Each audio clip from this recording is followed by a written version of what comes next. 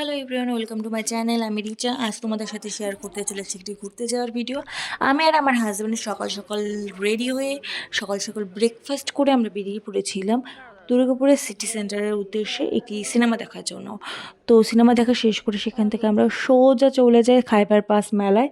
মেলায় গিয়ে নানা রকম খাবার, ঘোরাঘুরি এবং মজার মুহূর্ত সব মিলে দিনটা ভীষণ স্পেশাল ছিল। আর সেই সব স্পেশাল মুহূর্তগুলো আজ তোমাদের সাথে শেয়ার করতে চলেছি এই ব্লগে।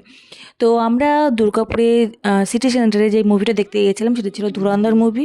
তো বেশ ভালোই লেগেছিলো আমার। তো সেই সিনেমাটা দেখে আমরা পৌঁছে গেছি খাইবার পাস মেলায়। তো গিয়ে এখানে তো যেহেতু বিভিন্ন আহ, ধরনের খাবারের স্টল বসেছিল, আর সব পপুলার পপুলার ক্যাফে এবং রেস্টুরেন্ট থেকে এই স্টলগুলো দিয়েছিল। তো কোনটা ছেড়ে কোনটা খাবো এরকম তো একটু কনফিউশন হয়েই যায়। তো এই জন্য আমরা সবার প্রথমে আমরা পুরো মেলাটা ঘুরে নিয়েছিলাম যে কোন স্টলে কী আছে, কি কি খাওয়া যায় সব দেখে নিচ্ছিলাম। তো সেখানে দেখলাম আমার বাড়ি যেহেতু বেথুয়া ডহরিতে, আর আমার কৃষ্ণনগরে আমার কলেজ ছিল। তো সে আমার চেনা ওখানে প্রান্ততীর্থ, নবদ্বীপে যেগুলো আমাদের বাড়ির কাছে। তো এখান থেকেও দেখেছিলাম নবদ্বীপ থেকে বিভিন্ন মিষ্টির স্টল বসেছিল, প্রান্ততীর্থ থেকে মিষ্টির স্টল বসেছিল। দেখে বেশ ভালোই লাগলো। আর দেখলাম দাদা বৌদির যে বিরিয়ানি, সেই স্টলের সামনে ছিল সবচেয়ে বড় লাইন।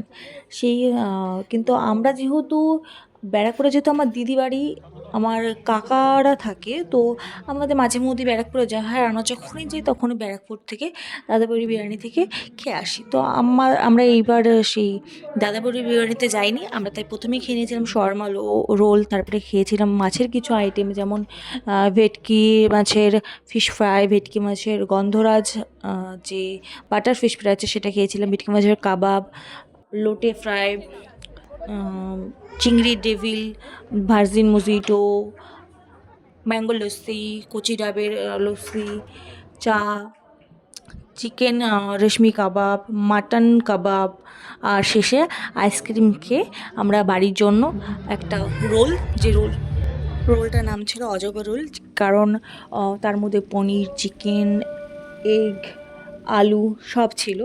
আর সেই রোল আর নেপাল মোমো থেকে মোমো নিয়ে আমরা বাড়ি ফিরেছিলাম, আর সাথে কিছু মিষ্টি নিয়ে ফিরেছিলাম।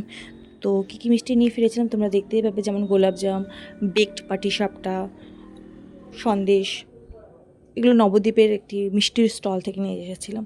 তো আজকের এই ব্লগটা বা ভিডিওটা তোমাদের কেমন লাগলো তোমরা জানিও, কমেন্ট করো, শেয়ার করো, সাবস্ক্রাইব করো। Thank you.